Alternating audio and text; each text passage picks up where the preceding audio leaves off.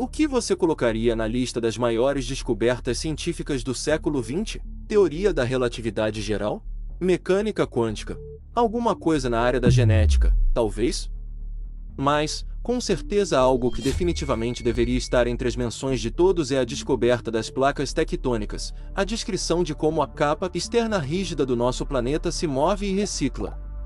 As melhores ideias da ciência não são apenas simplesmente brilhantes, elas também têm um poder extraordinário para responder muitas questões da natureza.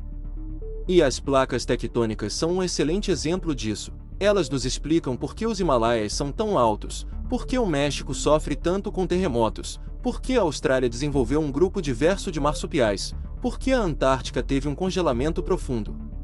Mas quando você está no interior da bolha, tentando juntar todos os pedaços de prova em uma narrativa coerente, a solução parece muito longe do óbvio. Nós não tínhamos ideia sobre qual era a causa dos terremotos e vulcões ou sobre qualquer coisa assim. Em 1967, um pesquisador publicou um artigo na revista científica Nature chamado O Pacífico Norte, um exemplo de placas tectônicas em uma esfera. Esse material desencadeou uma série de descobertas sobre como o chão do oceano naquela parte do planeta era capaz de se mover mais ou menos como uma pedra de pavimento curva, propiciando a formação de terremotos nas partes onde ele interagia com outras placas sólidas de rocha que cobriam a Terra. Apesar de ser visto como um ponto de inflexão nas descobertas científicas sobre esse assunto, tratou-se apenas de uma parte de um longo período de pesquisas, que envolveu cientistas bastante comprometidos mergulhando no tema entre 1966 e 1968. A história remete a 1915, com Alfred Wegener, explorador de regiões polares e meteorologista alemão que normalmente associamos com a teoria da deriva continental.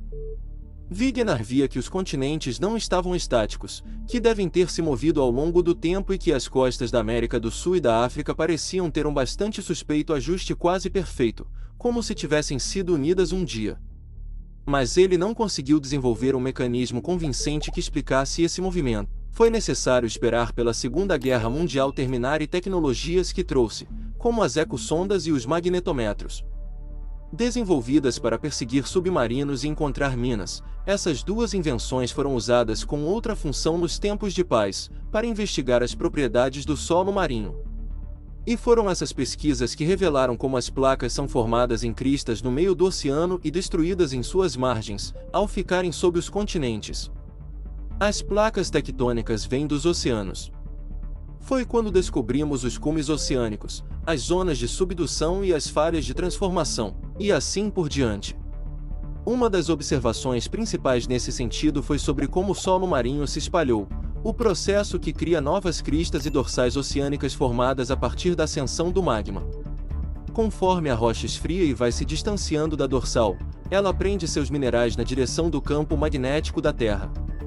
E conforme esse campo é invertido, como acontece a cada centenas de milhares de anos, isso acontece também com a polaridade das rochas, que apresentam um padrão listrado, como o de uma zebra, que atravessa navios de pesquisa e seus magnetometros. A narrativa mais coerente que explicaria as placas tectônicas estava prestes a ser descoberta.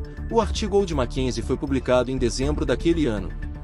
Concomitantemente, outros pesquisadores começaram a expandir o modelo para descrever o comportamento de outras placas.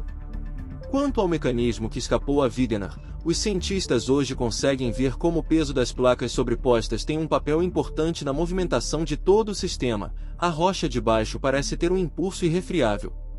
Nós sabemos que as placas tectônicas mais rápidas, aquelas que se separam de maneira mais rápida, têm superfícies maiores, pedaços maiores de litosfera e estão indo para baixo das fossas oceânicas. Então, parece que essa região chamada fossa oceânica é uma força muito importante, em geral, costuma ter um impulso maior do que a do dorso oceânico. Claro que tudo está conectado no manto profundo, mas o empurrão da fossa oceânica parece ser o mais importante. Nada é esgotado na ciência.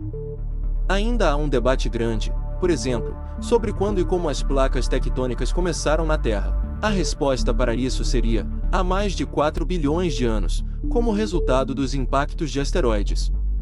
Hoje em dia, temos ferramentas extraordinárias, como GPS e interferometria de radar de satélite, que nos permitem assistir à marcha das placas milímetro por milímetro.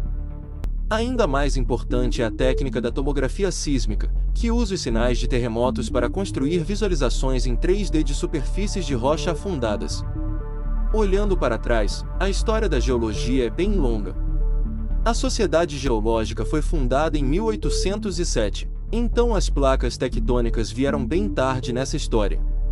Mas elas precisavam das tecnologias certas e de um grupo de pesquisadores de grandes instituições para aparecerem. À medida que exploramos as placas tectônicas, somos lembrados da incrível dança que molda nosso planeta. Cada movimento sutil é uma peça essencial no quebra-cabeça da Terra.